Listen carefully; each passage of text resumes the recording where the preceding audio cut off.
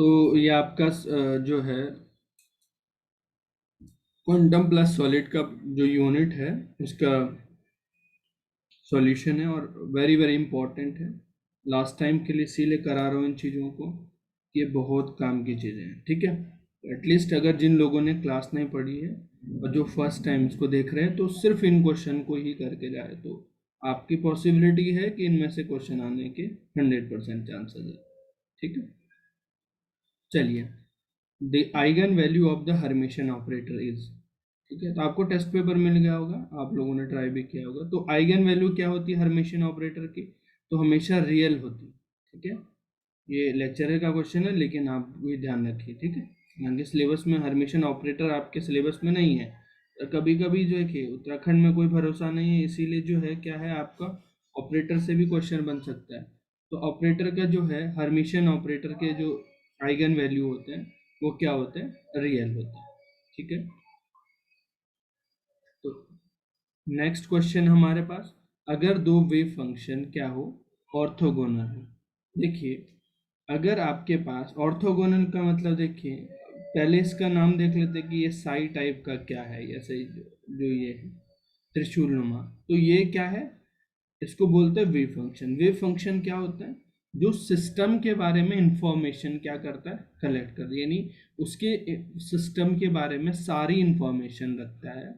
तो इसको इसलिए इसका नाम दिया साई, ठीक है। वैसे आज क्या है, देखिए तो क्या है ये साई क्या करता है? Contain the all information about the system, जो सिस्टम के बारे में सारी इंफॉर्मेशन कलेक्ट करता है। अब क्या रखा है कि मान लीजिए दो वेव फंक्शन है, साई वन और साई टू आर ऑर्थोगोनल, अगर परस्पर लांबिक होंगे। इसका मतलब देखिए, अगर जनरल वे में देखें तो psi into psi one equal to delta over और वॉल्यूम, ये जीरो आ जाएगा। लेकिन यहाँ पर कॉन्जुगेट भी दिखा रहा है। दरअसल कॉन्जुगेट क्या होता है, अगर आप इसको ऐसे रिप्रेजेंट करेंगे तो आपको ये जीरो आ जाएगा। लेकिन अगर इसको देखें हम यहाँ पर, इसमें कोई साई वन नहीं है, इसका मतलब ये है नहीं, ये तो साई आ गया। साई हमारे पास तो ऑलरेडी दो वेव फंक्शन है, तो आपका कौन सा हो जाएगा? ए ऑप्शन करेक्ट हो जाएगा। ऑर्थोगोनल का मतलब क्या होता है? जब दो, अगर आपका ऐसा रिप्रेजेंटेशन में है, देखें तो ये क्या है, देखिए अगर आपका कोई सिंगल वेव फंक्शन आता है, ये तो ठीक है साई वन और साई टू दे रखा था। अगर मेरे पास कोई सिंगल वेव फंक्शन है फाई, तो आप क्या बोलेंगे? देखिए ये जो है उसका, अगर इसका कॉन्जुगेट, और ये हम क्या करेंगे? जीरो पे करें, ठीक है। तो आप बोलते हैं कि ये क्या है? कभी अगर किसी की ऑर्थोगोनलिटी चेक करनी है किसी सिंगल वेव फंक्शन, तो उसका कॉन्जुगेट, कॉन्जुगेट का मतलब जो ये आपका जो अगर ऐसा वेक्टर होता है ना, जिसको कैट वेक्टर बोलते हैं, तो अगर मैं इसका कॉन्जुगेट करूँ ना तो ये क्या हो जाता है? ऐसा बन जाता है, ठीक है, जिसको बोलते हैं ब्रा वेक्टर, ठीक है। तो कॉन्जुगेट को हमेशा ऐसा लिखा जाता है, देखिए इस फॉर्म में लिखूँ तो मैं इन दोनों का जो है ये क्या आ रहा है? जीरो आ रहा है, ठीक है। तो ये हो जाएगा। तो जो कंक्लूजन है हमारे पास कि अगर दोनों, अगर all over all space integration भी लगता है minus infinite to psi two minus psi one delta equal to zero, तो ऑप्शन एक इज द करेक्ट आंसर।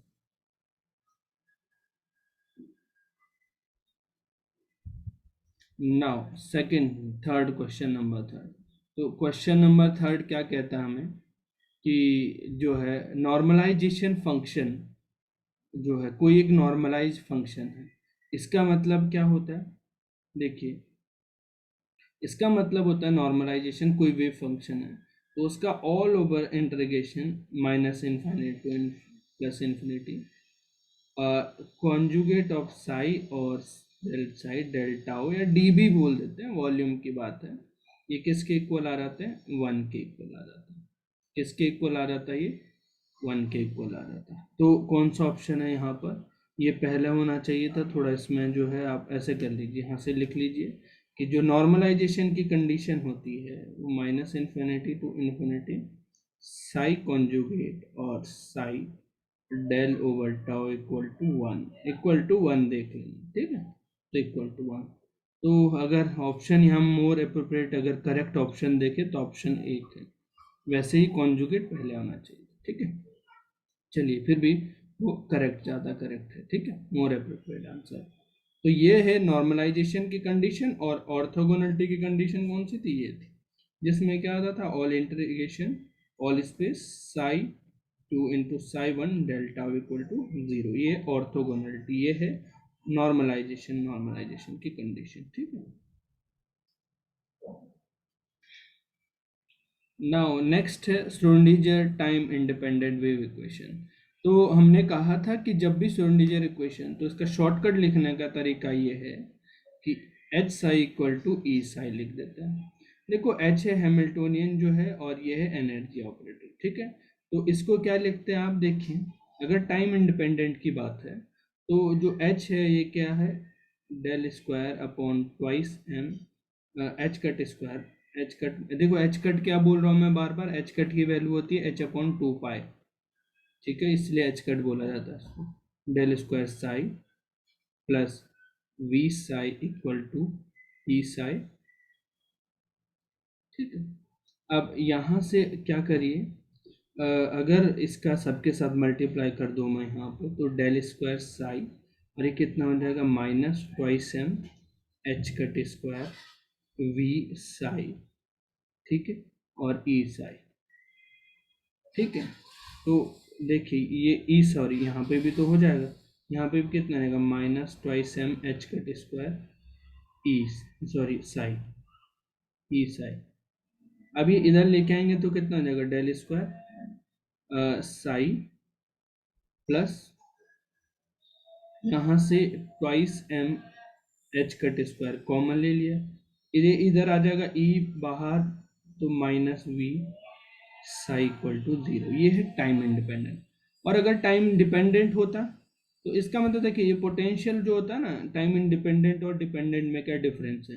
अगर ये पोटेंशियल की बात करें तो ये टाइम क्या किसका फंक्शन होता है, अगर पोजीशन का फंक्शन ओनली, तो आपका टाइम इंडिपेंडेंट होता है। अगर ये टाइम और पोजीशन दोनों का फंक्शन है, यानी ये जो, अगर ये जो वी है, ये वी आर है ओनली, इसको बोलते हैं टाइम टाइम इंडिपेंडेंट। कौन सा बोलते हैं, टाइम इंडिपेंडेंट। और अगर ये v जो है आपका क्या है, दोनों टाइम पे भी डिपेंड कर रहा है और पोजीशन पे भी, तो आपको बोलते हैं, इसको बोलते हैं टाइम डिपेंडेंट। दूसरी यहाँ पर देखें, वहां पर जब टाइम डिपेंडेंट पूछा जाए तो एनर्जी ऑपरेटर को क्या लिखते हैं, कितना लिखते हैं, आईटा एच के डेल अपॉन डेल टी लिख देते हैं। इस ए के जगह सब्स्टिट्यूट कर देंगे टाइम, ठीक है। तो इनमें से कौन सा ऑप्शन है, पहले हम टाइम इंडिपेंडेंट की बात कर लेते हैं, इनसे कौन सा ऑप्शन मैच कर रहा है, तो एच कट स्क्वायर होना चाहिए पहला, तो ए ऑप्शन मैच कर रहा है। देखो नीचे ध्यान रखना, यहाँ पे एच कट नहीं है, यहाँ पर एच कट है, ई माइनस वी, ठीक है। तो आपका कौन सा हो जाएगा, ए ऑप्शन हो जाएगा। और अगर देखिए देखिए काल आश्रित और काल अनाश्रित, देखिए ये है काल अनाश्रित का, अगर काल आश्रित होता तो जो हमारे पास H Sai equal to E Sai, ये जनरल फॉर्म में लिखने का, इसके जगह कितना कहा था मैंने, del square psi plus twice m del square psi plus V psi. इसके जगह एक तो ऐसा लिखा आएगा कि पोजीशन और टाइम पे डिपेंड कर रहा है, तो ये भी पोजीशन वे फॉर्म।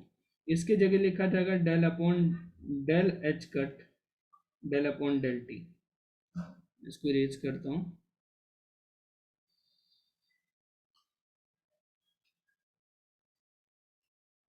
इसको कितना लिखेंगे, iota h cut del upon del t psi, ठीक है। तो अब इधर लेके आएंगे, अब तो आप कर सकते हैं इससे ज़्यादा। तो ये है टाइम, जिसको बोलते हैं time independent, sorry time dependent, जब एनर्जी ऑपरेटर को भी किस में लिखा जाता है। तो कभी एनर्जी ऑपरेटर जो है पूछा जाए आपसे क्या है, तो iota h cut del upon del t, clear है। तो इसका अगर इसके जो टाइम इंडिपेंडेंट की बात करें, देखो अब यहाँ से क्या करें, यहाँ से अरेंज कर सकते हैं आप, नीचे ऊपर क्या करिए, मल्टीप्लाई कर लीजिए यहाँ पर इसको। तो जो हमारा आंसर है पहले वाले का, अगर टाइम इंडिपेंडेंट है तो कौन सा ऑप्शन है, ए ऑप्शन। ध्यान रखना कितना है, डेल स्क्वायर साई, ये 3 डायमेंशन, दरअसल इसने सिर्फ 1 डायमेंशन के लिए लिखा है। यहाँ पर कितना, twice m upon h cut square, इस बात का ध्यान रखना, ई माइनस वी है ना कि भी माइनस ए, 0। तो आपका ये टाइम इंडिपेंडेंट टी आई, ठीक है। चलिए नेक्स्ट की तरफ चलते हैं। नेक्स्ट क्वेश्चन है आपका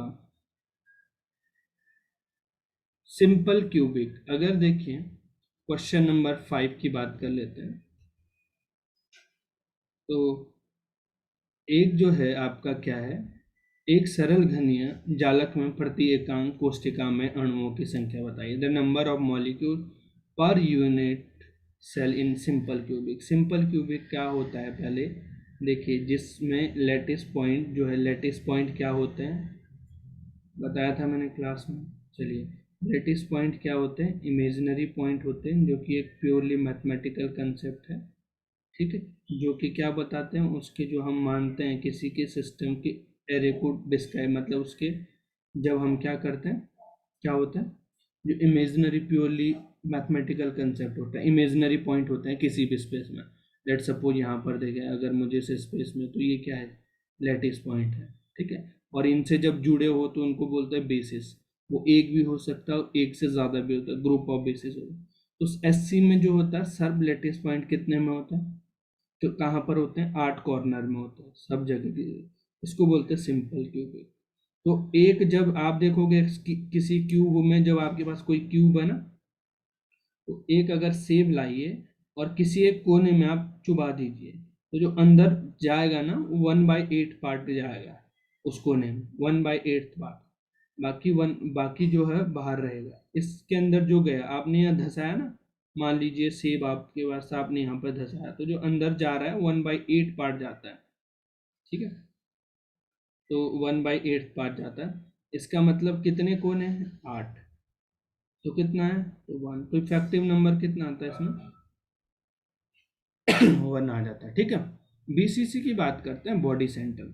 मतलब देखिए बॉडी सेंटर में क्या होता है, अगर आप बॉडी सेंटर की बात करें तो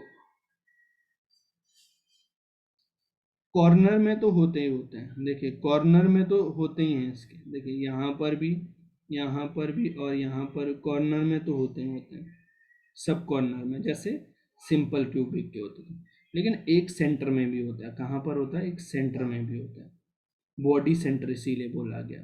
ठीक है, बीसीसी।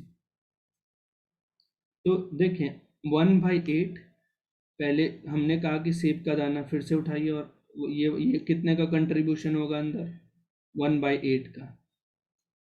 कितने कोने, 8, प्लस एक बीच वाला तो पूरा ही है ना, इसका तो कुछ कंट्रीब्यूशन नहीं, तो पूरा ही अंदर धंसा हुआ। मतलब क्यूब के बीच में आपने कोई चीज रखी है तो पूरी कंट्रीब्यूट कर रही होगी ना उससे। तो कितनी आ जाएगी, 2। तो इफेक्टिव नंबर कितना आ गया, 2। ये दरअसल प्रिमिटिव यूनिट सेल है। कौन है primitive unit cell, simple cubic. क्यों, क्योंकि इफेक्टिव नंबर जिनका एक आता है वो क्या होता है, प्रिमिटिव। ठीक है, और नॉन प्रिमिटिव जिनका इफेक्टिव नंबर मोर देन 1 आता है उनको तो कभी भी याद रखना, जिसकी यूनिट सेल है, यूनिट सेल जानते हैं आप अब लोग। अब यूनिट सेल क्या होती है, एक फंडामेंटल यूनिट होती है, जैसे कि घर है, मतलब घर की जो फंडामेंटल यूनिट है वो क्या है, ईंट है।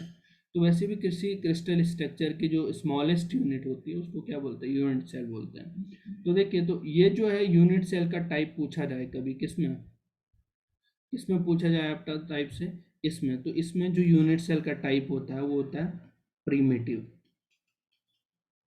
Unit cell. ठीक है, क्योंकि इफेक्टिव नंबर जिनका एक आता है, क्योंकि आप जानते हैं कि इफेक्टिव नंबर जिनका एक है वो प्रिमिटिव होती है। और इसका जो टाइप ऑफ यूनिट है, टाइप ऑफ यूनिट सेल, तो अगर टाइप ऑफ यूनिट सेल की बात करें हम, तो इसमें क्या हो जाएगा, इसको बोलते हैं non primitive, non non primitive. ठीक है, नॉन प्रिमिटिव। चलिए, देखिए नेक्स्ट है एफसीसी जालक में प्रति एकांक कोष्ठिका में अणुओं की संख्या। एफसीसी आ गया। एफसीसी का मतलब क्या होता है, देखिए सिंपल, जैसे हम डायग्राम बनाते थे क्यूबिक, सिंपल क्यूबिक, देखिए तो क्यूब बन गया। अब देखिए इसका ये क्या कहता है कि जो है इसके इस टाइप की यूनिट सेल के पास जो लैटिस पॉइंट होंगे वो 8 कॉर्नर में तो होंगे ही होंगे। उसके साथ साथ क्या होते हैं, सबके फेज में होंगे। सबके फेज में मैं दिखा देता हूँ, अलग पेन से दिखाता हूँ। इसके फेज फेज में मतलब ये वाला प्लेन अलग होगा ना, टुकड़ा देखिए, इस वाले टुकड़े के भी बीच में भी होगा, फेज में होगा, इस वाले के भी होगा, ये उधर वाला है, एक ये पीछे वाला है और एक ये आगे वाला है। ठीक है, 3D है ना, देखिए 3D। आगे वाले में ये है, नीचे वाले में ये है, और ये पीछे वाले में, ऊपर वाले में, बगल में। तो कितना आपने कहा कि देखो ये 1/8, ये तो कंट्रीब्यूशन है। अब देखिए अंदर कितने हैं हर एक फेज में ना, तो फेज में जब आप डालोगे रखोगे कोई चीज तो आधी अंदर जाएगी, आधी बाहर रहेगी। सेब का टुकड़ा देख लीजिए ना, किसी प्लेन में धंसाना हो आपने तो क्या हो जाएगा, तो एक 1/2 का कंट्रीब्यूशन होता है। कितने फेज है, 1 2 3 4 5, और एक ये बाहर वाला 6। तो कितना आ गया ये 1 + 3, कितना हो गए, ये आ जाएगा 4। तो आप ऐसे भी याद रख सकते हैं 1 2 4, SC BCC और FCC, ऐसा ये ध्यान रख सकते हैं। 1 2 4 ठीक है, एक बार याद कर लीजिए। SC में 1, BCC में, ठीक है, 2, और FCC में 4। ठीक है, क्लियर होगा आई होप। ठीक है, ध्यान से देखिए इन वीडियोस को, क्लियर जो है एक एक चीज़ें देखिए। मैंने हो सकता है कि टेस्ट में इतनी चीज़ें इंक्लूड नहीं कर रखी, लेकिन एक्सप्लेनेशन में मैं बहुत सारी चीज़ें इंक्लूड करूँगा। ठीक है, तो अपना जो है जितना भी टाइम, थोड़ा सा जितने जितने मिनट की वीडियो है और गौर से देख लीजिए इसको, एक एक पॉइंट स्किप ना करिए। हो सकता, देखिए मैंने इस बार ऐसा किया है कि यहाँ पर मैंने बहुत सारे रिलेटेड क्वेश्चन इंक्लूड किए हैं। ठीक है, क्योंकि उनको लिखने से बार बार ठीक क्या ही करेंगे, 10 बार एक ही क्वेश्चन लिखेंगे कि FCC में जो है ये एक क्वेश्चन लिखा है और मैं उन तीनों को ही समझा। जैसे किसी का कोऑर्डिनेशन पूछा है, BCC की कोऑर्डिनेशन पूछी है, तो मैं सिंपल क्यूबिक की भी बताऊंगा और FCC की बताऊंगा, क्योंकि उससे क्लियर हो जाएगा आपका। ठीक है, तो इसीलिए स्किप ना करिए, गौर से देखिए वीडियो। ठीक है, काम आएगा, मास्टर स्ट्रोक है ये लास्ट का। अब देखिए नेक्स्ट है एन, यहाँ से देख पढ़िए इंग्लिश में, NaCl की इंटरनल स्ट्रक्चर जो है, इंफ्रास्ट्रक्चर किसके जैसा है या किससे मिलकर बना है। तो जब दो FCC को धसाया जाता ना, ठीक है, और एक की पोजीशन, मतलब दो FCC थे ऐसे, FCC, दो FCC मतलब फेज में भी है, इनको धसाया जाता है, ऐसे उनको धसाया जाता है, तब बनता है NCl। तो क्या हो जाएगा, किसका इंफ्रास्ट्रक्चर है, FCC का। दो FCC को एक दूसरे में धसाया जाता है, जिनकी एक पहले वाली FCC की पोजीशन होगी 0 0 पर, मान लीजिए ये 0 0 पर है, देख लीजिए ये 0 0 पर है। अब जो है दूसरा इसमें FCC धसाया जाता है, ठीक है, वो उसकी पोजीशन कहाँ पर है, अब तो आपका NaCl बनता, उसकी पोजीशन या तो A/2 0 0 हो, या फिर और करके लिख सकते हैं कि ये 0 A/2 0 हो। ठीक है, तो किससे हैं इन NaCl की जो आधारित संरचना है, आधारित, वो FCC पर है। ठीक है, किस पर है, FCC पर। NaCl की निकटतम सोडियम, अगर देखिए हमने बताया भी था कि NaCl में जो है आपका जो सोडियम के जो आस नियरेस्ट नेबर है, तो हमने कहा था कि 6 क्या होते थे, Cl होते थे, Cl Cl Cl Cl, और एक 6 होते थे Cl, ये 3 डायमेंशन में आगे पीछे हैं। तो कितने होते थे, कितने पड़ोसी है नियरेस्ट नेबर इसके, sodium ion in the in NaCl structure, तो कितने आयन है इसके पड़ोसी, 6 आयन। ठीक है, ये नेगेटिव होते हैं, तो कितने हैं इसका आंसर, 6। ठीक है, सोडियम के, तो ये 6 इज द करेक्ट आंसर। बार बार बोल रहा हूँ स्किप ना करें। ठीक है, बस एक एक पॉइंट ध्यान से रखें, कौन कौन सा मान, निम्न में से किसका संकुचन जो है मैक्सिमम होता है। अगर पैकिंग फ्रैक्शन की बात हो रही है, संकुचन का मतलब पैकिंग फ्रैक्शन, तो किसका जो है सबसे ज़्यादा पैकिंग फ्रैक्शन होता है। तो पैकिंग फ्रैक्शन के लिए मैं आपको एक और चीज़ दिखाना चाहूँगा। ठीक है, आप होल्ड करिए थोड़ा सा। देखिए यहाँ पर जो है, अगर हम बात करें सिंपल क्यूबिक, सिंपल क्यूबिक का, तो इसका ये जूम नहीं हो रहा है, मैं जूम कर लेता हूँ थोड़ा सा। तो अगर देखेंगे आप सिंपल क्यूबिक क्या होता है, किस प्रकार से होता है देख लीजिए।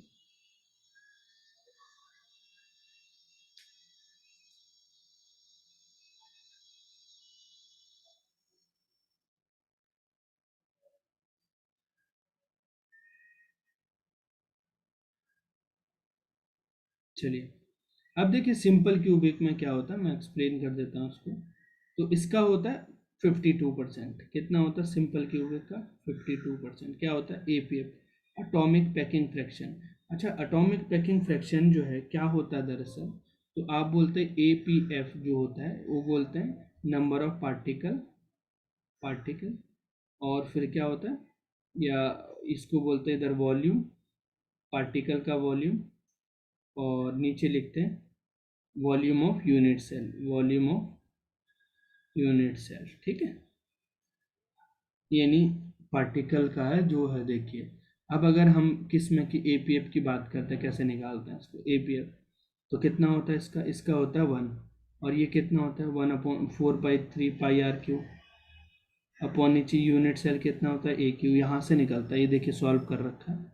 अब जो है हमने कहा कि बॉन्ड लेंथ कितनी होती थी, बॉन्ड लेंथ मतलब 2r, देखिए आर रेडियस इसकी, आर इसकी, तो 2r इक्वल टू ए के इक्वल होती थी। तो अगर मैं आर की वैल्यू निकालूँ तो a/2 आ जाएगी, यानी 0.5 a। तो यहाँ से इसकी वैल्यू रखते हैं, तो ऐसे याद रखें इसकी 52% होती है किसकी। अगर देखिए वहीं पर इसकी बीसीसी की बात करते हैं, तो देखिए तो बीसीसी में कितना होता है, अगर देखिए यहाँ पर कोऑर्डिनेशन नंबर भी लिखे हैं, यहाँ पर क्या होता है, अगर देखिए यहाँ पर इन्होंने लिखा हुआ कोऑर्डिनेशन नंबर कितने होते हैं इसके 6, वॉल्यूम में एक एक चीज़ें लिखी है। ठीक है, तो आप लोग देखिए इसका जो होता है 68% होता है, और इसका जो है कितना होता है 74% होता है। तो किसका होता है, तो मैंने बता दिया यहाँ पर रेडियस की, यहाँ पर जो है बॉन्ड लेंथ की वैल्यू कितनी होती है, 2r की वैल्यू, जो आर की 2r की वैल्यू होती है वो कितनी होती है, ये होती है √3/2 बीसीसी में। ये देखो एसीसी का कितना, यहाँ से रख देंगे ना इसकी वैल्यू, आप कंफ्यूज नहीं हुई। देखिए जिनको देखना है, जो फर्स्ट टाइम देख रहा हूँ, मैं बता देता हूँ थोड़ा सा। देखिए ए क्यू है, तो यहाँ से बॉन्ड दो के बीच की दूरी ए, ये देखिए इनको बोलते हैं बॉन्ड लेंथ, जो 2r इक्वल टू ए के इक्वल आती है। तो यहाँ से क्या है, यहाँ पर रख दीजिए, यहाँ जहाँ आपका मन कर रहा है, तो ये 4/3 पाई आर की जगह क्या रख दीजिए, मन कर रहा है तो आर की जगह आर रख दीजिए, ए की जगह रख दीजिए कितना, 2r का होल क्यूब। अब आप इसको सॉल्व करोगे ना, आर क्यू से तो आर क्यू कट गया है, तो यानी कितना लगा 4/3 पाई, और ये कितना लगेगा 8। इसको सॉल्व करोगे तो ये आ जाएगा 0.52, यानी कितना 52%। तो ये आ जाएगा सिंपल क्यूबिक। वैसे ही देखिए अगर हम बात करें किसकी, बीसीसी की बॉडी सेंटर की बात करते हैं, तो जो एपीएफ आता है इसका ये कितना आता है 68%।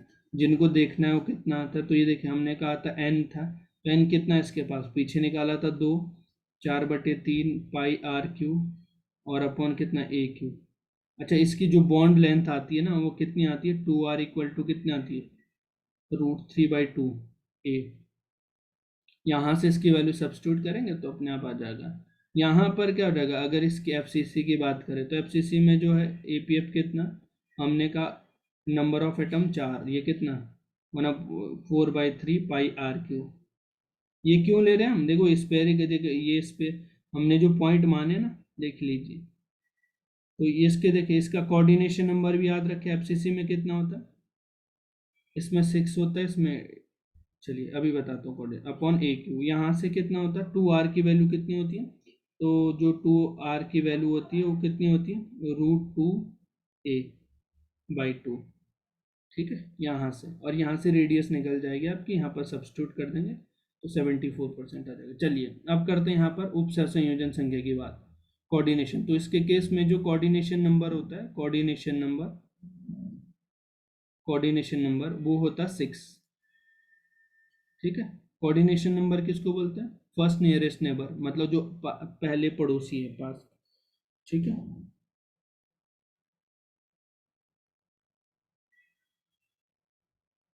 चलिए और इसमें कितना होता है कोऑर्डिनेशन नंबर, तो कोऑर्डिनेशन नंबर इसमें कितना होता है, इसमें होता है 8, लिखा भी है यहाँ पर। और यहाँ पर इसमें कितना होता है एफसीसी में कोऑर्डिनेशन नंबर, तो इसमें होता है कितने, कितने होते हैं इसमें 12 होते हैं। ठीक है, तो ऐसे याद रखना 6 8 6 8 12। तो अभी तक दो चीजें हमने कॉमन सीख ली, कौन कौन सी? एक तो हमने सीख ली कि इफेक्टिव नंबर, जिसको नंबर ऑफ एटम बोलते हैं इफेक्टिव नंबर, वो कितने सीखी? दो। देखो, S C, B C C and F C C.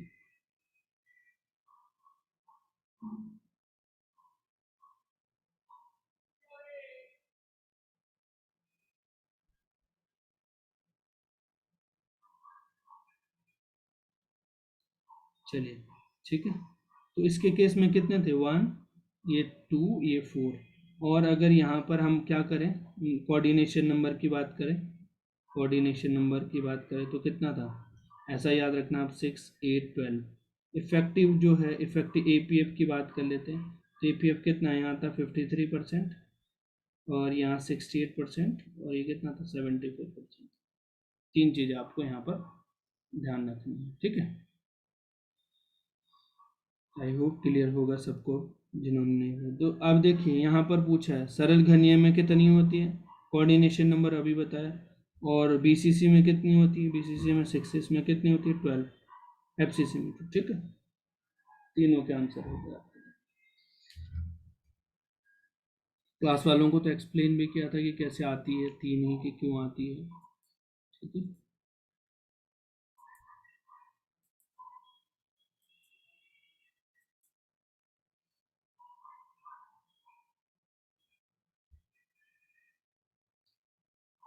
Now आगे के देखेंगे।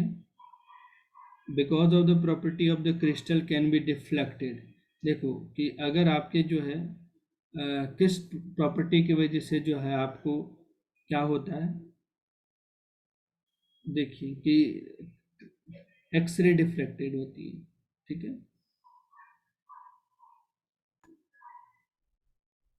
अगर आप उस क्वेश्चन का आंसर देखोगे तो यहाँ पर देखिए कि एक्सरे क्या है, इंसिडेंट हुआ, यहाँ पर एक्सरे इंसिडेंट हुआ और एटम से टकराया और डिफ्रेक्टेड हो गया। मतलब क्या हो गया? डिफ्रेक्शन शो कर दिया। तो आप इस पाथ को भी निकालते हैं, ये वाला जो पाथ आता है, डिफरेंस, पाथ डिफरेंस आ रहा है ना। अगर ये देखिए, कोई कोई यहाँ पर शो कर रहा है इसको, ये कैसे, मतलब इतना छोटा आ जाता है डिफरेंस। तो ये एक जो है, देखिए इसका मतलब होता है, देखो ये जो है दो प्लेन है, जिनका जो, जिसमें ये एटम क्या होते हैं, पीरियोडिकली अरेंज होते हैं। देखिए, क्योंकि इनके बीच जो इस इंटरप्लेनर स्पेसिंग होगी, जिसको डी बोलते हैं, अंतराणुक जो है, इसके बीच दूरी होगी वो डी है, वो सब प्लेन में होती है, इसके बीच भी डी होगी। इसका मतलब जो एक्सरे डिफ्रैक्शन होता है वो क्या हो जाएगा? एक रेगुलर, और क्या हो जाएगा, एक रेगुलर पैटर्न के साथ जो पीरियोडिक अरेंजमेंट है, ठीक है। कि इतने के बाद इन दोनों के बीच भी देखेंगे सेम सेम दूरी है।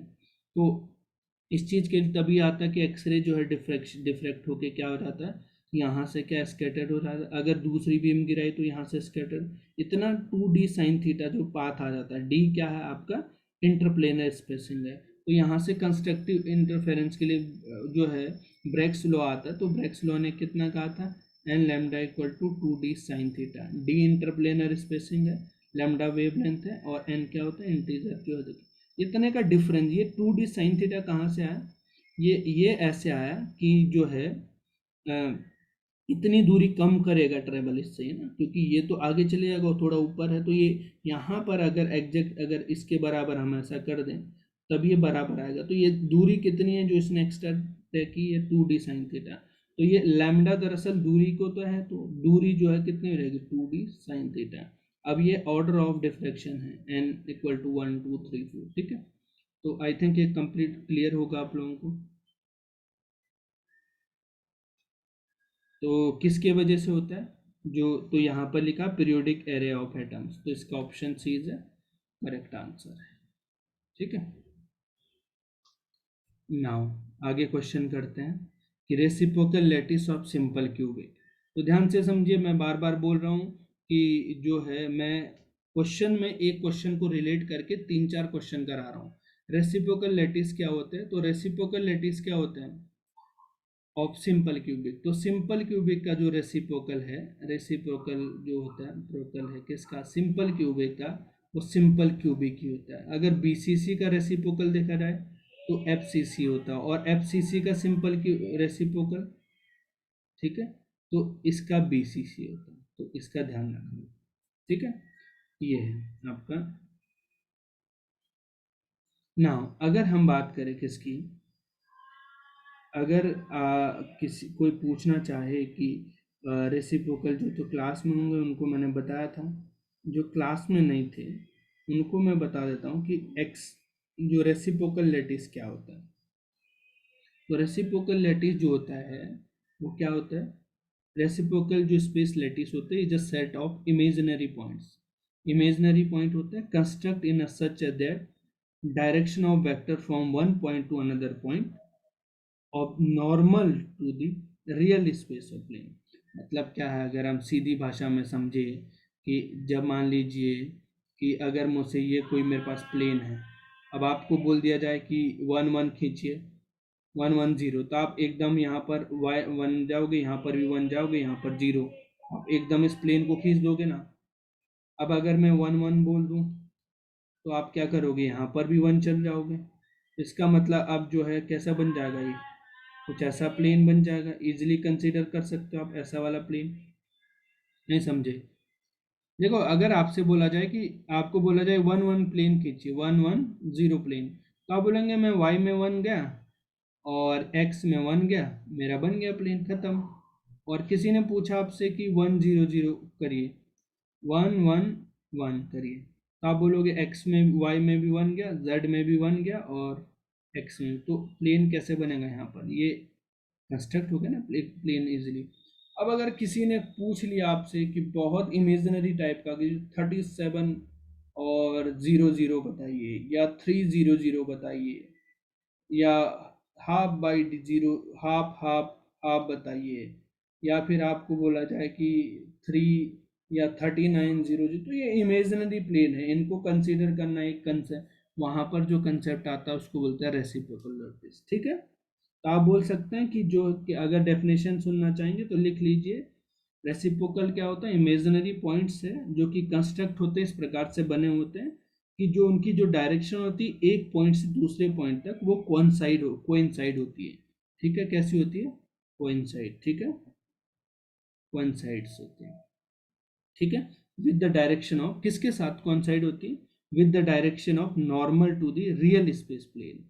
ठीक है, और जो सेपरेशन होता है इन पॉइंट का वो इक्वल होता है, equal to the real interplanar distancing के बराबर होता है। ठीक है, समझ गए, किसके साथ, अगर इनकी डायरेक्शन एक पॉइंट से दूसरे पॉइंट तक, मान लीजिए एक पॉइंट था दूसरे पॉइंट, इनकी जो डायरेक्शन होगी वो कोइंसाइड होगी किसके साथ, direction of normal real space plane के साथ। ठीक है, यही होता है।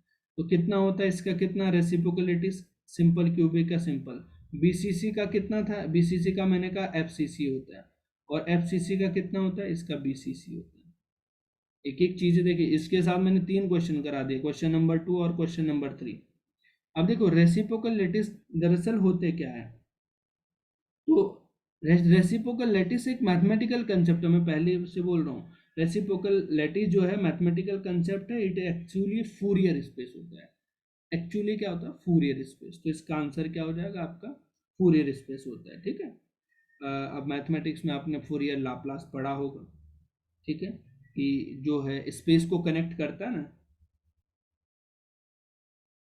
स्पेस को कनेक्ट करता है ना, आप फूरियर स्पेस में क्या बोलते हैं आप, फूरियर में, कि जब आप फूरियर और लाप्लास को सॉल्व करते हैं तो जब आप करते हैं कि मान लीजिए आप किस में हो, फूरियर देखिए, अगर इसमें देखते हो तो आप क्या बोलते हैं, फूरियर ट्रांसफॉर्म, मतलब आप मोमेंटम स्पेस में हो या वेक्टर किस में हो, पोजीशन इसमें हो, तो आप करते भी इन माइनस इनफाइनाइट से 1/√2 पाई ई की पावर माइनस, अगर अपने मोमेंटम स्पेस में हो तो यहाँ पर माइनस लगा देते थे, ओमेगा एक्स मान लीजिए। ठीक है, और अगर अपने खुद के स्पेस में एक्स में हो तो आप क्या लिखते थे, यहाँ पर प्लस आ जाता था।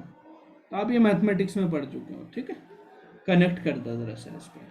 चलिए दूसरी चीज़ है, नेक्स्ट क्वेश्चन है कि ऑल मेटल्स सभी धातुएं हैं जो कि क्या करती है, पहला जो ऑप्शन है वो क्या है, opaque to visible light but transmit infra light, दूसरा opaque to visible light but transmit ultraviolet light. ठीक है, opaque but opaque to light, to light of the all wavelengths. ठीक है, तो ये कह रहे हैं कि और ट्रांसपेरेंट टू रीड, जो मेटल होता है ना वो किसी भी प्रकार के लाइट को जो है उसके लिए अपारदर्शी होते हैं सभी प्रकाश। क्यों? क्योंकि जब आपको एक्सपेरिमेंट किया जाता है ना तो वो देखिए, क्योंकि देखिए बहुत जो है बहुत पतली शीट ली जाती है, ठीक है, कि 0 जिसका जो है 0.5 जो है माइक्रोटर की, तब जाके ट्रांसपेरेंट दिखाती है वो विजिबल। अदरवाइज आप किसी भी मेटल से ले लीजिए, आप किसी भी मेटल का कोई चीज़ ले लीजिए, उससे प्रकाश गुजारिए, ठीक है, तो वो क्या होता है, नहीं पास होता। ठीक ठीक है। क्यों नहीं पास होता? क्योंकि क्या होता है, जो हाई जो है केवल वो हाई फ्रिक्वेंसी के लिए जो ओपेक विजिबल लाइट के लिए तो ओपेक होता है, जितने भी टाइप की जो है जो वेवलेंथ के होते हैं, वो चाहे रेड हो ब्लू हो कुछ भी हो, तो वो उनके लिए ओपेक होता है, मतलब अपारदर्शी होता है, ठीक है। लेकिन अगर मेटल्स आर जो ट्रांसपेरेंट होते हैं वो हाई फ्रिक्वेंसी होती है ना, हाई फ्रिक्वेंसी, और that is x-ray gamma ray, इनको ऑब्जर्व करती है, ठीक है, वो भी बहुत थिन प्लेन। अगर हम बहुत थिन, ये देखिए, ये इतनी मोटी को वो करते हैं ना, बोलते हैं आप गामा रेज के लिए बोलते हैं कि उसको छेद कर देती है किसी भी शीट को, तो 5 mm तक। तो अगर हम बात करें 0.3 mm की मीटर की बात, चलिए, बहुत पतली शीट चाहिए तो बहुत पतली शीट चाहिए तो वो लाइट को पास होने देती है, अदरवाइज सबके लिए क्या होती है, ओपेक होती है, ठीक है, तो इसका ऑप्शन हो जाएगा ये। ठीक है, स्किप ना करें, मैं बार बार बोल रहा हूँ, देखिए क्वेश्चन जो है एक्सप्लेनेशन में काफ़ी क्वेश्चन के लिए। सेमीकंडक्टर क्या होते हैं, जो क्या करते हैं, देखिए ट्रांसपेरेंट टू, देखिए अगर बात करें हम सेमीकंडक्टर की, तो सेमीकंडक्टर क्या होते हैं, विजिबल लाइट के लिए तो ओपेक होते हैं, प्रकाश के देखिए जो दृश्य जो है इसके लिए तो क्या कैसे होते हैं, जो विजिबल मतलब जो दृश्य प्रकाश है उसको तो अपने में से ये पास नहीं होने देते हैं, पर लेकिन जो है but transparent to infrared light, पर पराबैंगनी किरणों को क्या देती है, उसके लिए पारदर्शी होती है। तो विजिबल तो कौन सा ऑप्शन करेक्ट है, देखो इसके लिए तो ट्रांसपेरेंट होती है, अब पारदर्शी होती है। विजिबल लाइट के लिए यहाँ पर लिखा ना ट्रांसपेरेंट, लेकिन ये था ओपेक होना चाहिए था, कैसा होना चाहिए था, ओपेक होना चाहिए था, किसके लिए, विजिबल लाइट के लिए, ठीक है, तब ये ऑप्शन करेक्ट होगा। तो विजिबल लाइट को नहीं देता, इंफ्रारेड लाइट को जाने देता है। क्यों ऐसा होता है? क्योंकि देखेंगे अगर आप फोटोन की बात करें, क्योंकि देखो ऐसा होता है कि जो फोटोन होता है ना, अगर इनफैक्ट देखिए तो फोटोन जो होता है हाई एनर्जी क्या करता है, कैरी करता है। तो अगर हम बात करें ब्लू फोटोन की बात कर लेते हैं, तो ब्लू फोटोन क्या होता है, उसके पास थोड़ी कम एनर्जी होगी, रेड फोटोन के पास ज़्यादा होगी। तो इंफ्रा रेड फोटोन के पास बहुत ज़्यादा एनर्जी होती है, इसीलिए वो उसको पेनिट्रेट करके निकल जाता है, इसीलिए बोलते हो कि ट्रांसपेरेंट होता है उसमें, ठीक है, कि उसमें चले जाता है इंफ्रारेड। तो मेटल में देखिए दो चीज़ें, यहाँ से दो क्वेश्चन। पहला, मेटल में तो किसी भी ऑल फ्रिक्वेंसी ऑल वेवलेंथ की जो है जो प्रकाश है उसके लिए वो अपारदर्शी होता है, ठीक है, सिर्फ जो है हाई फ्रिक्वेंसी की रेज जैसे गामा रेज हो गया, एक्सरे हो गया, ये पेनिट्रेट कर जाती है, ये पारदर्शी होती है। पारदर्शी मतलब देखो धातु की एक शीट ली, प्रकाश यहाँ से डाला और यहाँ पहुँच जाए। सेमीकंडक्टर में देखो अगर विजिबल लाइट होता है, अगर ये सेमीकंडक्टर है तो ये देखिए ये क्या करता है, ये लाइट को यहाँ से पास नहीं होने देता विजिबल लाइट को, लेकिन जैसे ही आप अवरक्त किरणों को ढालेंगे तो उनको वो पास होने देता है, ठीक है, वो पारदर्शी होते हैं उसमें, ठीक है। चलिए वो क्लियर है। सुपर कंडक्टर क्या होता है? सुपर कंडक्टर वो मटेरियल होते हैं जिनमें कंडक्टिविटी बहुत ज़्यादा होती है, हाई होती है, और रजिस्टिविटी ज़ीरो होती है, उनको बोलते हैं, आप क्या बोलते हैं उनको, उनको बोलते हैं सुपर कंडक्टर। तो जो सुपर कंडक्टर की जो खोज की थी वो 1911 में ये बाय कैमिलिंग ओम्स ने की थी, किसने की थी, कैमिलिंग। तो ए बी जो है आपका डी ऑप्शन क्या हो जाएगा, करेक्ट हो जाएगा इसका, ठीक है।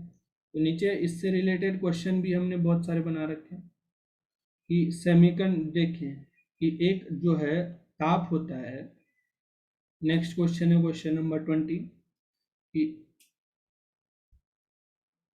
एक जो है एक मटेरियल है which conductivity becomes maximum at a certain temperature, एक सर्टेन टेम्परेचर जिसको बोलते हैं क्रिटिकल टेम्परेचर, क्रिटिकल टेम्परेचर, इसको बोलते हैं क्रिटिकल टेम्परेचर। आर कॉल्ड, ठीक है, उसको बोलेंगे क्या, जिसकी चालकता एक निश्चित ताप पर अधिक होती है, तो उसको बोलते हैं सुपर कंडक्टर। ठीक है, ऑप्शन सी अभी अभी एक्सप्लेन भी किया था। नाउ अगर हम बात करें नीचे, नीचे इससे रिलेटेड नेक्स्ट क्वेश्चन है कि सुपर कंडक्टर क्या होता है। तो देखिए, प्रतिरोधकता का न्यूनतम मूल्य तथा अधिकतम यानी maximum value of resistivity, minimum value of resistivity और maximum value of the conductivity. तो हमको कुछ और जाना ही नहीं है, यही ऑप्शन है। देखिए कि कंडक्ट रेजिस्टिविटी 0 होती है इसमें, या कहीं है मिनिमम कंडक्टिविटी, मैक्सिमम रेजिस्टिविटी, चालकता मैक्सिमम, बहुत कंडक्टिविटी, बहुत मिनिमम। तो ऑप्शन एक देखो, कंडक्टिविटी मिनिमम होती है और रेजिस्टिविटी क्या होती है, सॉरी, कंडक्टिविटी मैक्सिमम होती है, रेजिस्टिविटी मिनिमम होती है, ध्यान रखना इस बात को। तो ए ऑप्शन करेक्ट हो जाएगा, मैंने ऊपर भी बता दिया था आप लोगों को। चलिए, अब है आपको दो तीन चीजें याद रखनी पड़ेगी। देखिए, एक बार आपके पास टीन का वो आया था, टीसी की वैल्यू, आपके पास एलटी में क्वेश्चन आया है, ठीक है। मैं बता देता हूँ कौन सा क्वेश्चन आया। देखिए, क्रिटिकल टेम्परेचर पूछा गया था, critical temperature for super conductor, critical temperature for super conductor. तो सबसे पहले याद रखना जो है, टिन का कितना होता है, टिन, टिन का टीसी कितना होता है, मैं लिख रहा हूँ, इधर लिख रहा हूँ टिन। तो टिन का क्या होता है, कितना होता है टिन का, ये आ रखा है, टिन का होता है 3.7 केल्विन। और उसके बाद मर्क्यूरी का कितना होता है,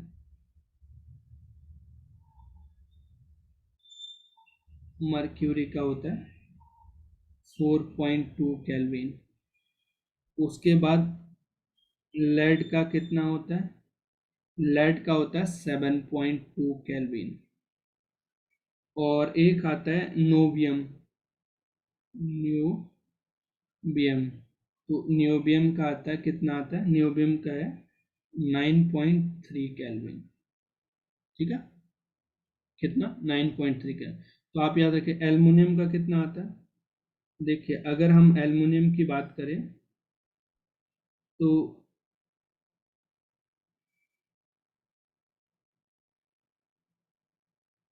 अगर हम एल्युमिनियम की बात करते हैं तो एल्युमिनियम का जो टीसी होता है वो कितना होता है, टीसी एल्युमिनियम का, इसका टीसी होता है 1.7। तो कोई ऑप्शन ऐसा नहीं है, 1.7 केल्विन होता है, ठीक है।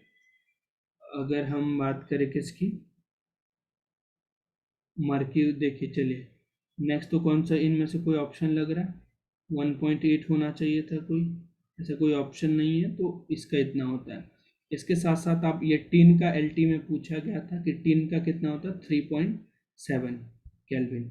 और अगर नेक्स्ट मर्क्यूरी का 4.2, लेड का 7.2 और नोबियम का कितना 9.3। नेक्स्ट यही पूछा है कि मर्क्यूरी का कितना होता है, तो आपको पता है 4.2 होता है। तो इनको ध्यान रख लीजिए, कितने सारे हो गए देखिए, इनसे रिलेटेड जितने भी क्वेश्चन में आ रखे हैं, मर्क्यूरी आता है, टिन आता है, लेड आता है, नोबियम आता है, ठीक है, इनका ध्यान रखना आपको।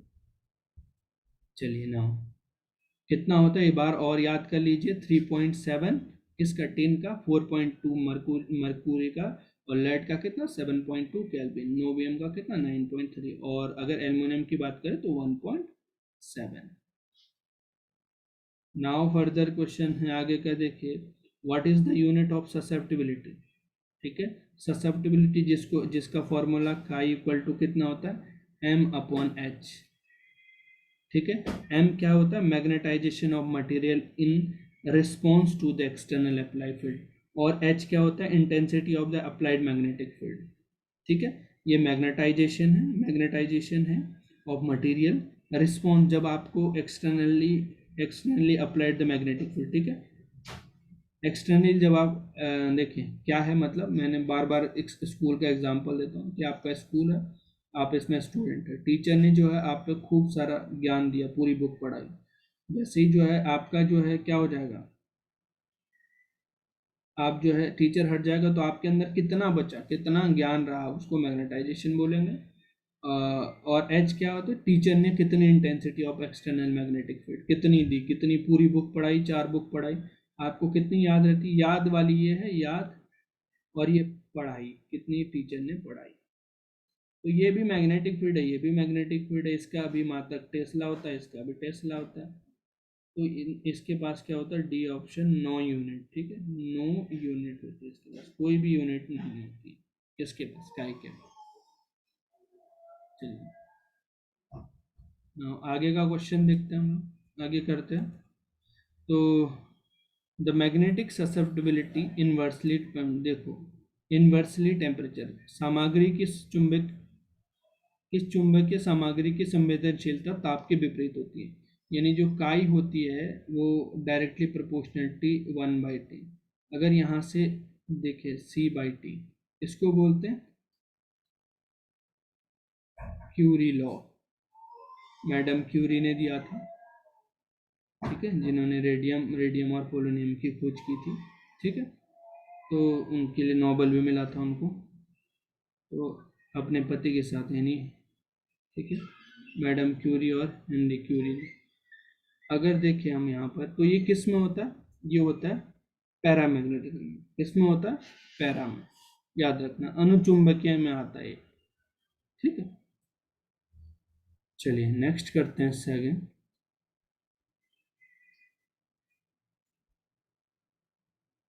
Magnetic susceptibility as a negative, तो मैग्नेटिक जो ससेप्टिबिलिटी है वो किस में नेगेटिव होती है,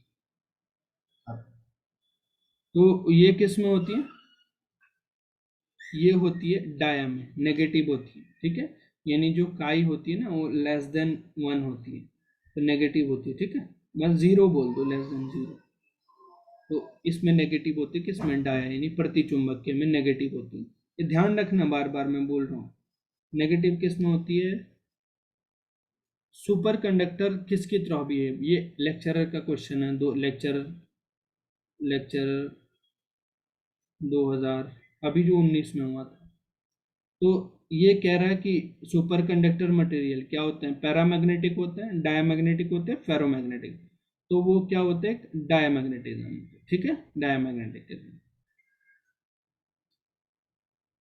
नाउ अगर हम नेक्स्ट क्वेश्चन करें, देखो क्यूरी टेम्परेचर क्या होता है, तो वह टेम्परेचर होता है, Curie temperature is the temperature above which कोई भी फेरोमैग्नेटिक सब्सटेंस पैरामैग्नेटिक में चेंज हो जाता है। बस ये करेक्ट है, कोई भी लोह चुंबकीय पदार्थ अनुचुंबकीय में बदल जाते हैं, जिससे ऊपर, उसको क्या बोलते हैं, क्यूरी टेम्परेचर बोलते हैं।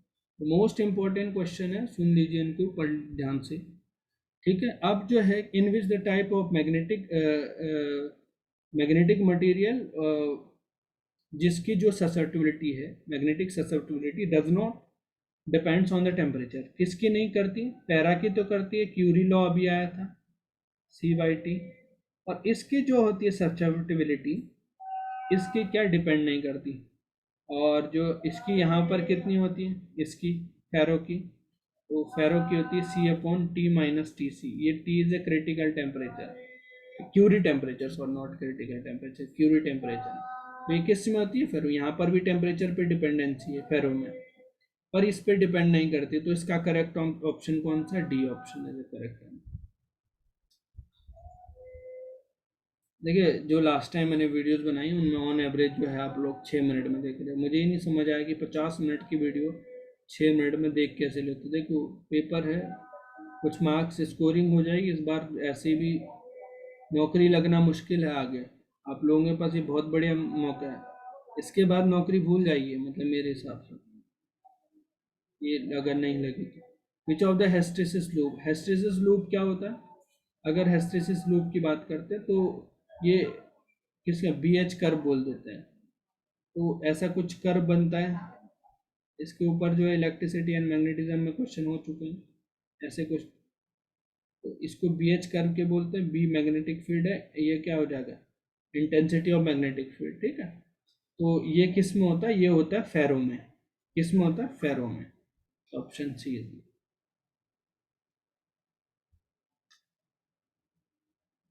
अब क्या है, which of the following can be use to make the magnet. ये क्वेश्चन ऑलरेडी आ भी चुका, इसका ये नहीं आया, इलेक्ट्रोमैग्नेटिक बोला क्या है? इलेक्ट्रोमैग्नेटिक एक बार आया था, आरएमओ 2019 में आया था कि इलेक्ट्रोमैग्नेटिक जो वो है मैग्नेट है, वो किसके बनाए जाते हैं? तो सॉफ्ट आयरन के बनाए जाते हैं। किसके? Soft iron. ठीक है, सॉफ्ट आयरन, ये सॉफ्ट मैग्नेट के बनाए जाते हैं। अब ये कह रहा है कि परमानेंट किसके बनाए जाते हैं, तो वहां पर भी मैंने किसके डिस्कस किया था, जो परमानेंट मैग्नेट है जो, वो बनाए जाते हैं हार्ड मैग्नेट के। किसके? Hard magnet. हार्ड मैग्नेट के मतलब, हार्ड मैग्नेट मतलब स्टील के बनाए जाते हैं। किसके? स्टील के बनाए जाते हैं। स्टील के बनाए जाते हैं। और दूसरे किसके? आप बोलते हैं कि फेरोमैग्नेटिक मटेरियल के होता है। ये मैंने वहां पर भी लिखवाया था इलेक्ट्रिसिटी एंड मैग्नेटिज्म में। तो फेरोमैग्नेटिक मटेरियल के बनते हैं। ठीक है, चलिए ना, ये तो मैंने डिस्कस कर लिया था। ब्रेक्स लॉ कौन सा होता है? तो अभी दिखा दिया था, two d sine theta and lambda, ये जब डायग्राम दिखाया था यही तो था। Two d sine theta. D क्या होता है? इंटरप्लेनर स्पेसिंग, ये दो प्लेनों के बीच की जो स्पेसिंग होती है इसको बोलते हैं interplanar spacing. Now next question है ब्रेक्स लॉ पे ही है। देखो, spacing between the plane crystal is a 2 angstrom. D की वैल्यू दे रखी है 2 एंगस्ट्रॉम। और देखो और क्या दे रखी है, एंगल दे रखा है 30 डिग्री। तो आपको निकालना है, sorry, spacing between the plane बोला गया ना। चलिए, कि अगर देखिए क्या कहा, क्रिस्टल एसआई के मुख्य तलों के बीच की दूरी में पाया गया 2 एंगस्ट्रॉम जो है मोनोक्रोमेटिक एक्सरे का प्रथम ब्रेक्स प्रतिबिंब जो है आपको निकालना है। तो आपने देखा एंड प्रथम बोला ना, first order the wavelength of the x-ray first. तो एन लैम्डा इक्वल टू कितना कहा था हमने? ये था 2 डी साइन थीटा। फर्स्ट बोला तो एन की वैल्यू 1, इसलिए लैम्डा। 2 डी की कितना यहाँ पे 2 एंगस्ट्रॉम, साइन थीटा यानी साइन 30। अब देखिए यहाँ पर जो है लैम्डा की वैल्यू कितनी आ जाएगी? ये आ जाएगी 4 एंगस्ट्रॉम। साइन 30 की वैल्यू कितनी होती है? 1/2। तो कट के कितना आ जाएगा? 2 एंगस्ट्रॉम आ जाएगा। सिंपल सा क्वेश्चन है ये, इम्पोर्टेंट तो है ही है, और सिंपल भी, उतना सिंपल भी।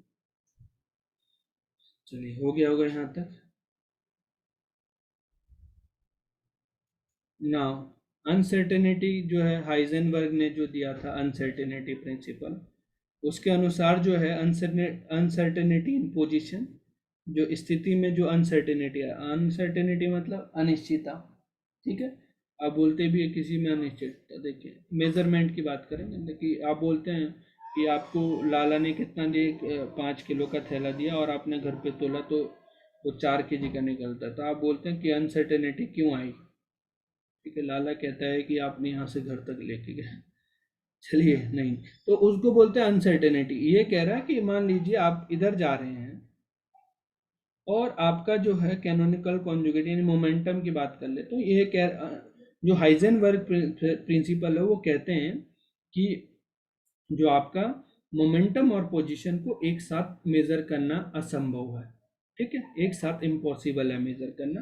तो इनमें एक अनसर्टेनिटी पाई जाती है जो कि कितनी होती है? Del x. ये देखो, ये अनसर्टेनिटी दिखाता है। डेल एक्स और डेल पी का जो प्रोडक्ट होता है वो लेस ग्रेटर देन कितना होता है? h/4 पाई के, लेस देन और इक्वल। ठीक है, ये हो जाता है। अब नेक्स्ट क्वेश्चन है क्वेश्चन नंबर 35। जूम करने की जरूरत है तो मैं जूम कर देता हूँ। तो देखिए नेक्स्ट क्वेश्चन है आपका 35।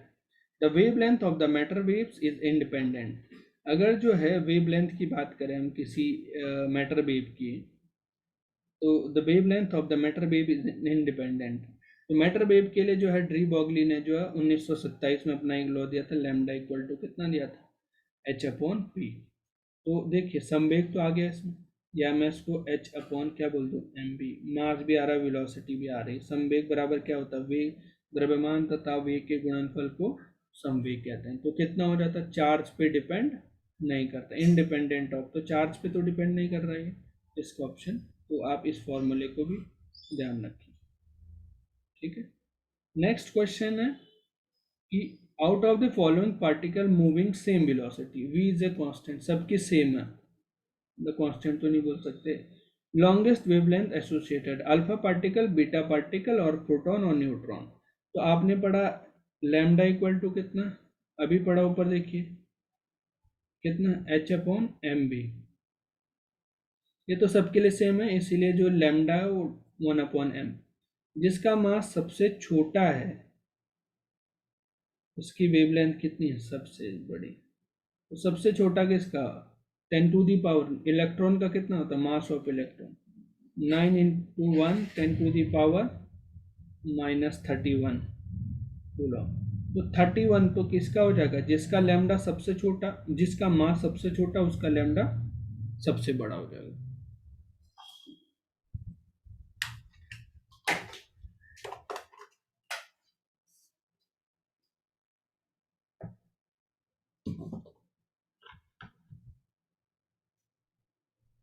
ठीक है, तो कितना हो जाएगा, ये इसका बेटा बेटा ऑप्शन इज अ करेक्ट, क्योंकि सबसे छोटा मास उसका ही है।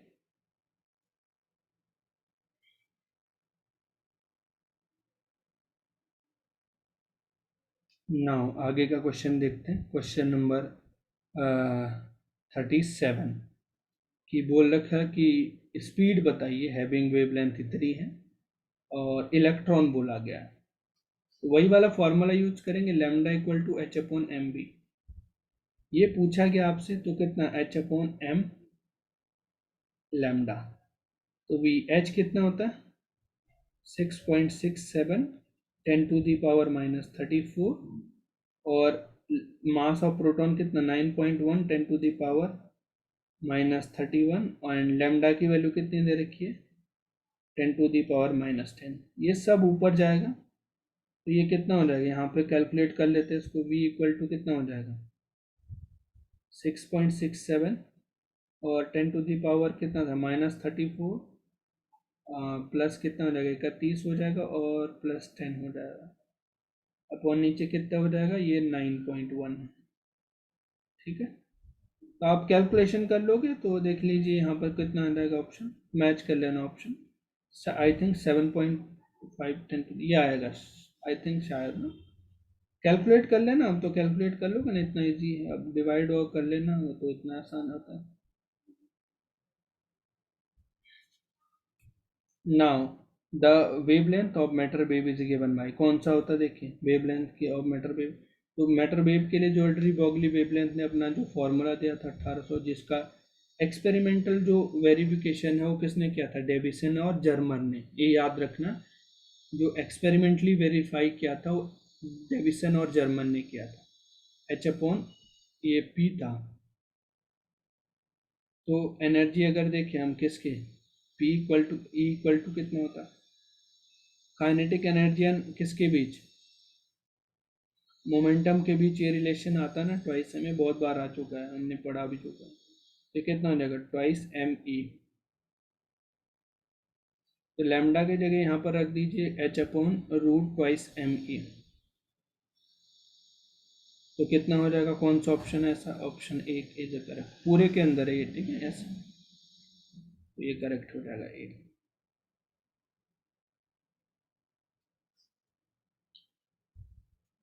नेक्स्ट क्वेश्चन है question number 39, the potential through which the electron should B accelerated is associated with de Broglie wavelength। ठीक है, द पोटेंशियल पूछा है through which electron should be accelerated to given associated de Broglie wavelength। जो है आपका potential पूछा है, तो पोटेंशियल कैसे, एक फॉर्मूला पढ़ा था हमने, कौन सा, आप v इक्वल टू कितना 12.25, ठीक है, कुछ ऐसा फॉर्मूला पढ़ा था हमने।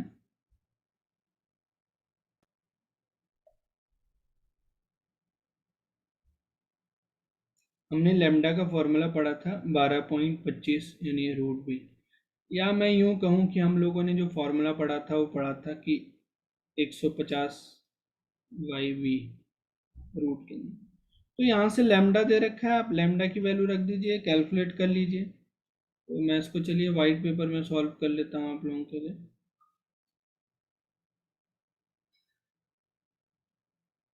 कि जो आपका जो फॉर्मूला है वो कितना होता है, ये होता है 150 अपॉन रूट बी लैम्डा जो भी, ठीक है।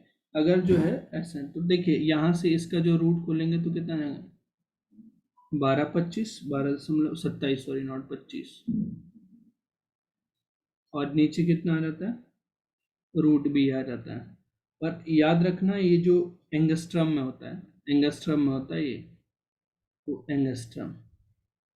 लैम्डा कितना दे रखा आपको, ये दे रखा 0.1 नैनोमीटर, इक्वल टू कितना हो जाएगा, ये हो जाएगा 1227 अपॉन रूट बी 10⁻⁻10। तो इसको क्या लिखते हैं, 0.1 10⁻⁻9 मीटर, और ये भी एक एंगस्ट्रम बराबर कितना होता है, 10⁻, ये कितना हो जाएगा 12.27 अपॉन रूट बी, और ये कितना हो जाएगा 10⁻⁻10। अब इसे सॉल्व कर लीजिए, ये दरअसल 1 × 10⁻⁻10 हो जाएगा मीटर, ये कितना हो जाएगा 12.27 अपॉन रूट बी। तो ये तो कट गया कि कैंसिल हो गया यहाँ से 10, ठीक है। इसका मतलब कितना सीधा जो है रूट वी की वैल्यू कितनी आ गई, 12.27। इसका रूट करेंगे तो कितने आ जाएंगे, 12 कितने का दो, अभी आप इसको सॉल्व करेंगे तो कितने में आ जाएगा, 1.5 10⁻²V। इसका रूट कर लेना, तो आपका ये आंसर हो जाएगा, ठीक है। देख लीजिए एक बार गौर से। चलिए हो गया होगा, क्या किया हमने ये हम जानते हैं। जब एक्सपेरिमेंटल किसने किया था, इसका जो एक्सपेरिमेंटल वेरीफी वो दिया था, लिख लो इस क्वेश्चन को भी, कि जो डी बॉगली का लॉ था उसका जो एक्सपेरिमेंटल वेरीफाई किया था वो डेविसन और जर्मन ने किया था। या ऐसे क्वेश्चन आता कि मैटर वेव को किसने एक्सपेरिमेंटली वेरीफाई किया था, तो डेविसन और जर्मन ने, और कितनी दी थी, इतनी, ये वाला फॉर्मूला उन्होंने दिया था, किसने, डेविसन जर्मन ने, ठीक है। मैं बता देता हूँ 1900 कितने के आसपास की थी, 1924 में इन्होंने दिया था, 1927 में आया था, ठीक है। तो मैटर वेव का एक्सपेरिमेंटल वेरिफिकेशन दिया था, मैटर वेव को दिया, वो दिया एक्सपेरिमेंटली, ठीक है।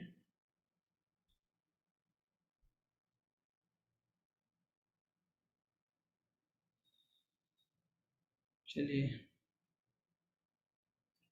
वापस अपने पेपर पे आते हैं।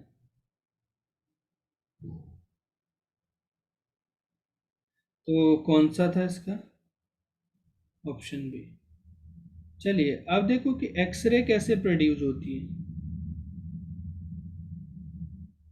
नेक्स्ट क्वेश्चन है कि जो x-ray from an atom produce by, किसके द्वारा प्रोड्यूस होती है, क्या एक्सरे ट्रांजिशन वैलेंस इलेक्ट्रॉन की वजह से होती है, या फिर transition from valence to empty electron level के बीच होता है, या प्रोटॉन इनसाइड द न्यूक्लियस, किसी देखिए एटम के द्वारा ना, मतलब ऐसा हुआ ना, ये एक्सरे आई आई और टकरा के स्कैटर्ड हुआ, तो ये कह रहा है कि क्यों होता है ऐसा।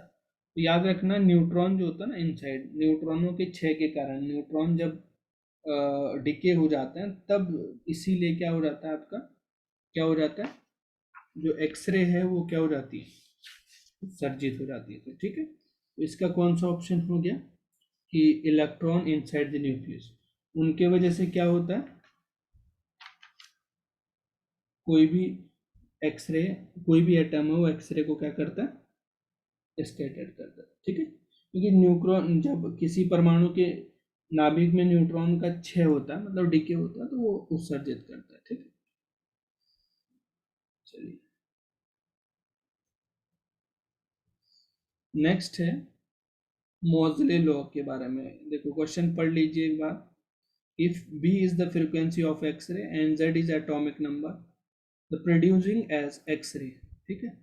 तो मोजले ने इस लॉ को दिया था, तो मोजले लॉ के अनुसार जो है, मोजले लिख लो कभी, मोजले लॉ आता है, मोजले लॉ इन एक्सरे। तो उनके अनुसार जो फ्रिक्वेंसी होगी, फ्रिक्वेंसी है, ठीक है, इसको बोलते हैं न्यू, इक्वल टू कितना होता है, K, K is a constant, Z minus b का होल स्क्वायर, ठीक है। तो इसका मतलब जेड के जेड स्क्वायर देख लो यहाँ पे, बी इज ए कांस्टेंट, ठीक है। Z is a atomic number. तो किसकी, ये मोजले लॉ, ध्यान रखना इसको, मोजले लॉ है ये, के माइनस इन्होंने जो आवृत्ति दी थी मोजले लॉ में, ठीक है, वो किसके इक्वल हो जाती है, जेड स्क्वायर, ठीक है। तो फ्रिक्वेंसी याद रखोगे। नेक्स्ट क्वेश्चन नंबर 2 है, जो है नेक्स्ट क्वेश्चन है कि cut off wavelength of coming from x-ray tube depends on. याद रखना कट ऑफ वेवलेंथ जो है आपकी लैम्डा, उसको बोलते हैं मिनिमम लैम्डा, वो डायरेक्टली प्रोपोर्शनलिटी होता है h equal to h C upon कितना ई बी। ये जो है उसका ई क्या होता है, एच क्या, Planck constant, c is a speed of light, E is a charge, V is a, इसको बोलते हैं एक्सेलरेटिंग पोटेंशियल, ठीक है, एक्सेलरेटिंग वोल्टेज बोल दो,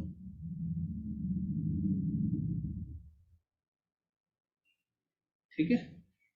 तो किस पे डिपेंड कर रहा है, इनमें से कोई, देखो याद रखना टारगेट के जो एक्स कट ऑफ वेवलेंथ है वो टारगेट के मटेरियल के एटॉमिक नंबर पे डिपेंड करती है। लेकिन ये देखिए यहाँ पर क्या, lambda minimum cut off wavelength की बात है, तो किस पे डिपेंड कर रही है, इन पे चार्ज पे डिपेंड करती है, वी पे, तो ये है एक्सिलरेटिंग पोटेंशियल। इस हिसाब से इस फॉर्मूले को ध्यान रखना, वेरी वेरी इंपॉर्टेंट। जो कट ऑफ फ्रिक्वेंसी आती है ना एक्सरे में, एक्सरे अगर किसी ट्यूब से देखो, जो एक्सरे ट्यूब में है, ट्यूब में जब इंसिडेंट होता है तो जो एक्सरे निकलती है, तो वो क्या हो जाता है, एक्सिलरेटिंग टेम्परेचर, मतलब जो वोल्टेज दिया जाता है स्टार्टिंग में उसको, ट्यूब को, ठीक है, तो वो है वही। चलिए, the velocity of energetic photons emitted metal surface, ये फोटो इलेक्ट्रिक इफेक्ट का जो आइंस्टाइन ने दिया था, डिपेंड्स ऑन दी, जो है देख लीजिए। तो आइंस्टाइन ने इसमें अपनी थ्योरी दी थी, उन्होंने इसके बारे में एक फॉर्मूला भी दिया था, ठीक है। तो फॉर्मूला क्या था आपका, कि जो है देख लीजिए, कोई मेटल सरफेस है, आपने इंसिडेंट कराया, और इंसिडेंट कराने के बाद देखिए और स्कैटर्ड हो जाता है, ये मेटल सरफेस पे इलेक्ट्रॉन है, और यहाँ से इलेक्ट्रॉन को एक सुटेबल एनर्जी मिलती है, वो उत्सर्जित हो जाता है, ठीक है। तो सुटेबल फ्रिक्वेंसी बोला मैंने, ठीक है, सुटेबल फ्रिक्वेंसी की लाइट जैसे ही मिल गई तो वो क्या हो जाता है, उत्सर्जित हो जाता है, ठीक है। तो इसको क्या बोलेंगे, प्रकाश वैद्युत। तो आइंस्टाइन ने जो है कहा था कि जो काइनेटिक एनर्जी है ये बहुत वेरी वेरी इंपॉर्टेंट है। वो कहा, क्या कहा था कि H equal to h minus h nu, nu is, देखिए तो काइनेटिक एनर्जी कितनी होती है, हाफ एम बी स्क्वायर, ये फॉर्मूला आइंस्टाइन की थ्योरी के अकॉर्डिंग है। जो है ये देखिए, जो वी नॉट है ये तो आप जानते हैं कि जहाँ पर क्या एच जो है आपका प्लांक कांस्टेंट है, प्लांक कांस्टेंट है, ये फॉर्मूला ध्यान रखना। और न्यू क्या है, आपकी आवृत्ति है, फ्रिक्वेंसी है, जिसको बोलते हैं फ्रिक्वेंसी आवृत्ति है। और जो न्यू नॉट है इसको बोलते हैं थ्रेशोल्ड फ्रिक्वेंसी, जिसको क्या बोलते हैं, थ्रेशोल्ड फ्रिक्वेंसी, जिसको बोलते हैं दहली आवृत्ति। कौन सी आवृत्ति, दहली आवृत्ति, वो मिनिमम आवृत्ति जिसके ऊपर इलेक्ट्रॉन क्या निकलने शुरू हो जाता है, तब तक नहीं निकलते, इसको बोलते हैं दहली आवृत्ति। देखो ऐसा अगर ग्राफ बनाते हैं इसमें, तो आप यहाँ तक नहीं निकलते, इसको बोलते हैं दहली आवृत्ति, इसके बाद इलेक्ट्रॉन ऊपर जो है उत्सर्जित हो जाएगा, तो इस मिनिमम फ्रिक्वेंसी को क्या बोलते हैं, दहली आवृत्ति बोलते हैं, ठीक है। तो काइनेटिक एनर्जी इक्वल टू, इस काइनेटिक एनर्जी का फॉर्मूला ध्यान रखना, वेरी वेरी इंपॉर्टेंट है। और फिर यहाँ से इसकी हाफ एम बी स्क्वायर रखना, ठीक है, H is a Planck constant. तो ये जो है देख लीजिए, तीव्रता पे तो बिल्कुल जो है, इंटेंसिटी पे तो बिल्कुल डिपेंड नहीं करते, इंटेंसिटी आ रखी कहीं नहीं, तो गिरने वाले प्रकाश की फ्रिक्वेंसी पर, फ्रिक्वेंसी ऑफ द फॉलिंग, तो कितना हो जाएगा, सुटेबल फ्रिक्वेंसी के, तो बोलते भी है डेफिनेशन में कि इलेक्ट्रॉन तब इजेक्ट होंगे जब वो सुटेबल फ्रिक्वेंसी की, ठीक है, उसको मिल जाए।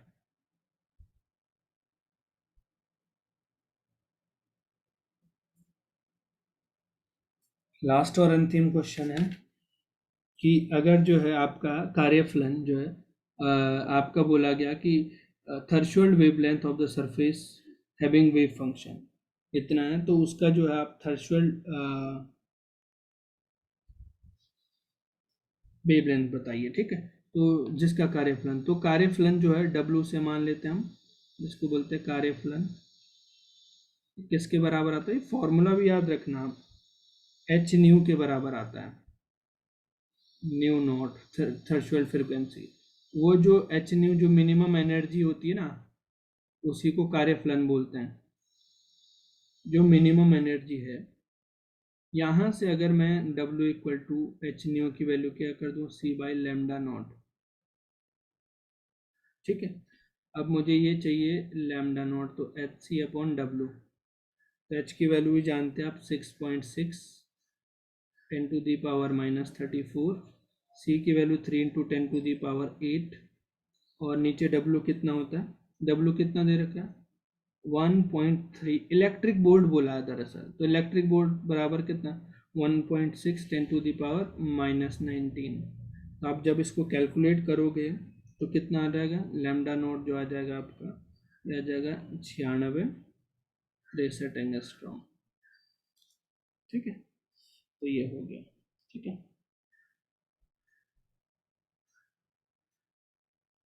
तो जो इलेक्ट्रॉनों का निकलना है, यानी जो है अधिकतम ऊर्जा की जो वेग है उनका जो निकलना है, वो इंसिडेंट फ्रिक्वेंसी पे डिपेंड करेगा, इंसिडेंट की लाइट की इंटेंसिटी पे डिपेंड नहीं करेगा।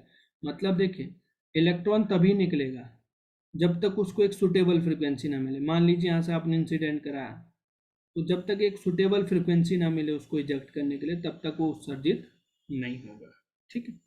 चलिए, आपका ये पेपर समाप्त होता है। बाकी आप लोगों के एग्ज़ाम के लिए गुड लक, बहुत अच्छा करिए, कर लेना, बहुत अच्छा, सब लोग नौकरी लगे, ठीक है। मेरी यही आपके साथ गुड विश है। और अपने अंदर जो है पोटेंशियल को पहचानिए, थोड़ा कॉन्फिडेंट रहिए, ठीक है। और पॉजिटिविटी आसपास रखनी है, क्योंकि एनजाइटी 2-3 दिन में बहुत ज़्यादा होता है एग्ज़ाम के आसपास। कोशिश करिए कि कूल रहिए थोड़ा सा, ठीक है। ओके, चलिए, थैंक यू सब लोगों का।